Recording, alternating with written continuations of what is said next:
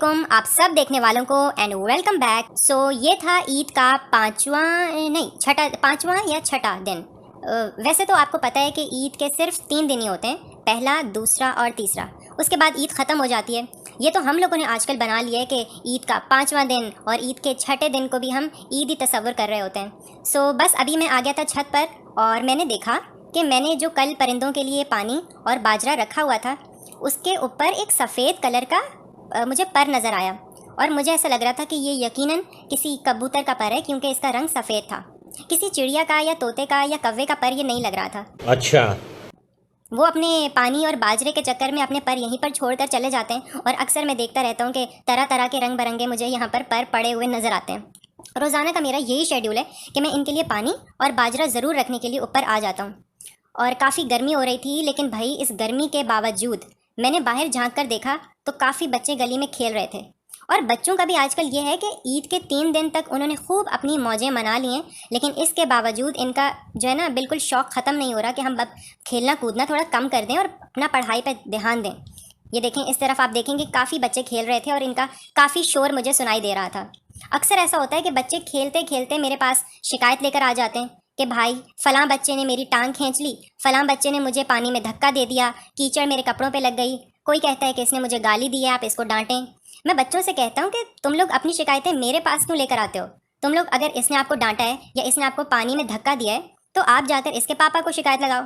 हाँ, अगर आपको ट्यूशन में ये आपको डांटेगा या मारेगा फिर उस बात का बदला मैं इससे लूँगा, इसको डांटूंगा, लेकिन जो गली के मसले हैं वो अपने पापा को जाकर बताया करो, वो मेरे पास लेकर मत आया करो। अच्छा।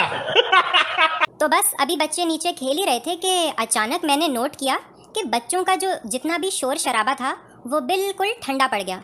मैंने दोबारा ज़मीन पर नज़र डाली तो जितने भी बच्चे पहले मुझे खेलते हुए नज़र आ रहे थे, इस दफ़ा वो सारे बच्चे भाग नहीं रहे थे, बल्कि हमारी गली में एक सफ़ेद रंग की गाड़ी खड़ी हुई है। सब बच्चे बड़े इश्तियाक से उस गाड़ी के नीचे देख रहे थे, खामोशी से। फिर किसी बच्चे की आवाज़ आई कि इसको दर्द हो रहा है, इसकी टांग खींच कर देखो, इसको जगा कर देखो।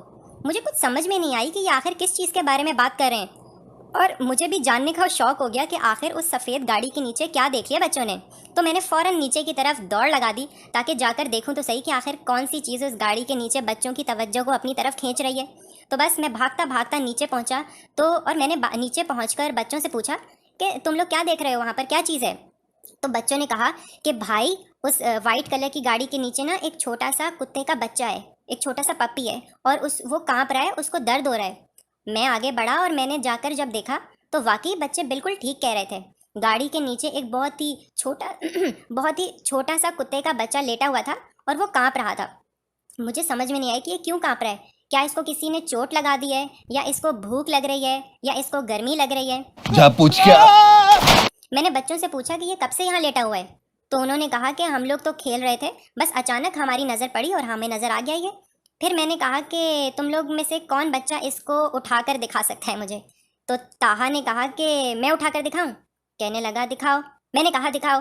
तो ताहा शुरू में तो डर रहा था और उसकी पूंछ पर हल्का हल्का हाथ फेरना उसने शुरू कर दिया।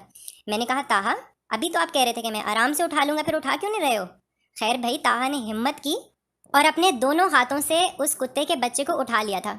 ये देखें, ये मारुख का हाथ आ रहा है कुत्ते की तरफ। इसका भी बड़ा दिल चाह रहा था कि मैं भी कुत्ते को हाथ लगाऊं, और सब बच्चे मुझसे पीछे से चीख चीख कर कह रहे थे कि भाई हमें भी उठाना है, हम भी हाथ लगाना चाहते हैं। मैंने कहा अच्छा उठा लेना, पहले ताहा को तो उठा लेने दो। और ताहा ने ज़रा सा बच्चे को उठाया और उसके हाथ से बच्चा फिसल गया। फिर लेकिन ताहा ने हिम्मत नहीं हारी। आप देख सकते हैं कि ताहा की मेहनत और ताहा की लगन के बाद उसने बच्चे को बड़े मज़े से अपनी गोद में उठा लिया था।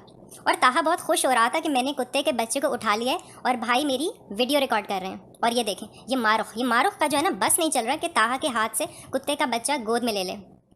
सब बच्चे फिर ताहा के पास खड़े हो गए और कुत्ते के बच्चे को हाथ लगाना शुरू हो गए थे। मैंने ताहा से कहा कि ताहा चल बस बहुत हो गया, अब इस बच्चे को शराफत के साथ वहीं पर वापस लेटा दो जहाँ से आपने इसको उठाया था, वरना ये ना हो अभी कि ये जो छोटा सा बच्चा है इसकी मामा आ जाए।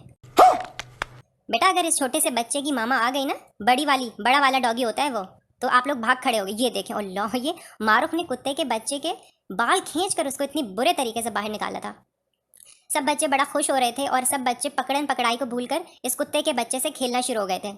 और मैंने कहा कि चलो अब इस कुत्ते के बच्चे की मामा आ गई तो तुम लोगों का हशर नशर कर देंगी। और सारे बच्चे, वाकई ही ऐसा हुआ कि जैसे ही कुत्ते की मामा आई तो सब बच्चे गली से भाग खड़े हुए। बस हवा निकल गई। और अब देखें, गली में सिर्फ सन्नाटा हो चुका है। सिर्फ इन कुत्तों की मामा है और ये कुत्ते हैं।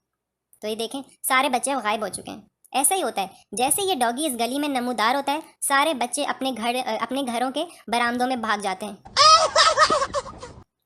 खैर, फिर सारे बच्चे दोबारा बाहर निकल आए थे और उन्होंने इस कुत्ते के बच्चों की मामा को भगा दिया था। और हम कुत्ते को देखने करीब से गए तो ये हमारी तरफ भागने लग गया। तो हम लोग भागते भागते वापस घुस गए थे। मुझे कुत्तों के बच्चों से बहुत ज़्यादा डर लगता है और हम लोगों ने तो कभी कोई पालतू जानवर नहीं पाला। हाँ, अलबत्ता मेरी मामा ये बताती हैं कि जब वो छोटी थीं तो उनके घर में काफ़ी ज़्यादा पालतू जानवर थे जो हमारे नाना अब्बू ने और हमारे मामू ने पाले हुए थे। मतलब बकरी, मोर, गाय, बकरे, तोते, हर तरह के पालतू जानवर मामा वालों के घर में मौजूद होते थे। हमारी ज़िंदगी में तो मुझे ये याद है कि हमारे पास सिर्फ मैंने एक दफ़ा बाबा से बहुत फरमाइश करके 2 छोटी छोटी ऑरेंज कलर की मछलियाँ मंगवाई थी, जो बाबा ने एक छोटे से जार में मुझे मंगवा कर दी थी। हाँ, मैं 4th क्लास में था या शायद 3 क्लास में था उस वक्त। और मैंने बाबा से कहा था कि बाबा, मुझे मछलियों का बहुत शौक़ हो रहा है, आप मुझे ला कर देंगे। और पापा ने हमारे हमसाए में एक भाई रहते थे, बाकर भाई, उनसे कहा कि मेरे बेटे के लिए 2 मछलियाँ ला दो। फिर उन्होंने 3 या 4 दिन गुजरने के बाद मुझे वो एक छोटी सी जार नुमा बोतल थी, उसके अंदर मछलियाँ ला कर दी थी। और वो हम लोगों ने अपने ड्राइंग रूम में रखी थी और उसको मैं रोज़ाना उनका पानी चेंज करता था, उनको दाने डालता था और खूब उन लोगों कह रहा हूँ, उन मछलियों के साथ मस्ती करता था। मैं उस बॉटल के अंदर हाथ घुसाकर उन मछलियों को हाथ भी लगाता था। इतनी छोटी छोटी नरम नरम सी मछलियाँ थी वो। लेकिन फिर पता है क्या हुआ? एक दिन मैं स्कूल से वापस घर आया तो अम्मी ने मुझे इत्तला दी थी कि वो दोनों मछलियाँ मर गईं। और मैं इतनी देर तक उस बोतल को घूरता रहा जिस बोतल के अंदर उन दोनों मछलियों की डेड बॉडी तैर रही थी। मामा कह रही थी कि उन्होंने इन मछलियों को फेंका नहीं, क्योंकि वो ये चाहती हैं कि जब मैं स्कूल से वापस घर आऊँ तो अपनी आंखों से देख लूँ कि वो वाकई मर गई हैं। वरना मामा कह रही थी कि तुमको अगर मैं ज़बानी बता देती कि वो मर गई हैं तो तुम मेरी बात का यकीन ही नहीं करते। इतनी अच्छी लगती थी मुझे वो मछलियाँ। सो आप लोग बताएं कमेंट सेक्शन में कि आप लोगों ने कौन कौन से पालतू जानवर पाले हुए हैं और आपको उनसे कितनी लगाव है, और क्या ऐसा हुआ है कि आपका कोई पालतू जानवर कभी मर गया हो। और बस अब हो चुकी है शाम और मैंने शाम को अपने लिए चिप्स बना लिए थे बतौर स्नैक्स। और चिप्स बनाने के बाद जब मैंने अपने घर का दरवाज़ा दोबारा खोला तो बाहर वही वाली कुतिया दोबारा टहल रही थी, जिससे सारे बच्चे दोपहर को भाग गए थे ना। वही वाली कुतिया दोबारा गली में टहल रही थी। इस कुतिया ने एक दफ़ा साथ वाली गली के एक बच्चे मास को काफ़ी ज़्यादा ज़ख्मी भी कर दिया था। बस उस दिन के बाद से सब बच्चे इससे बहुत डरते हैं। और ये है अगले दिन का क्लिप। और मामा ने मुझे भेज दिया था जलेबियाँ लेने के लिए, क्योंकि उन्होंने कहा था कि मैं पूरे मोहल्ले में जलेबियाँ बांटना चाहती हूँ। और मैंने जलेबी वाले अंकल से कह कर गया था कि मैं आधे घंटे में आ रहा हूँ, आप मेरे लिए जलेबियाँ तैयार रखिएगा। लेकिन मैं आधे घंटे बाद जब वहाँ पहुँचा तो अंकल ने कहा कि जलेबियाँ बनाने के लिए जो मैदा चाहिए होता है वो ख़त्म हो गया है और इसलिए आपकी जलेबी अभी तक नहीं बनी। मैंने कहा, अंकल आपको इतनी देर पहले बता कर जाने का क्या फ़ायदा हुआ मुझे। खैर, फिर अंकल ने कहा कि आप बस थोड़ी देर इंतज़ार कर लो, बल्कि इस चमचे को चलाओ, जलेबियों का शीरा तैयार करो। मैंने कहा, अच्छा भाई। और मैं ये सोच रहा था कि अगर किसी ने मुझे ये शीरा तैयार करते हुए देख लिया, किसी जानने वाले ने, तो वो यही सोचेंगे कि मैंने जलेबियों का कारोबार शुरू कर दिया है। तो खैर एनीवेज़, काफ़ी देर बाद अंकल का मैदा आया और मुझे मेरी जलेबियाँ मिल गई थी। और इसी के साथ मैं करूँगा अपने व्लॉग का इख्तिताम। अगर आपको ये वीडियो अच्छी लगी है तो इस वीडियो को लाइक करें और मेरे YouTube चैनल को सब्सक्राइब करना मत भूलिएगा। मैं आप लोगों से मिलूँगा अपने नेक्स्ट वीडियो में। तब तक के लिए खुदा हाफिज़।